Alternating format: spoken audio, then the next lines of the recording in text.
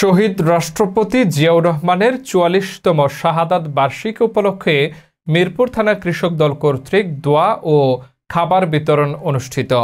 S M রফিকের তথ্য ও ভিডিওচিত্রে দেখুন বিস্তারিত।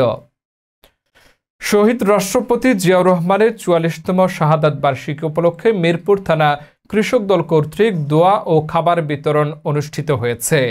এ সময় উপস্থিত ছিলেন মিরপুর থানা কৃষক দলের সংগ্রামী আহ্বায়ক মোহাম্মদ শহীদ হাওলাদার, ভারপ্রাপ্ত সদস্য সচিব সাজ্জু মিয়া, যুগ্ম আহ্বায়ক হুমায়ুন কবির, পারভেজ গাজী, আমিন নেতা, হাবিব, সদস্য মোহাম্মদ উল্লাহ খান রুবেল, মামুন।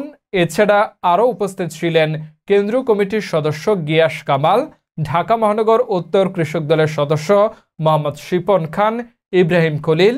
অন্যান্যের মধ্যে উপস্থিত ছিলেন মিরপুর থানা স্বেচ্ছাসেবক দলের সদস্য সচিব এস এম রোস্তম আলী সহ বিভিন্ন থানা ও বিভিন্ন ওয়ার্ডের অঙ্গ সংগঠনের নেতৃবৃন্দ।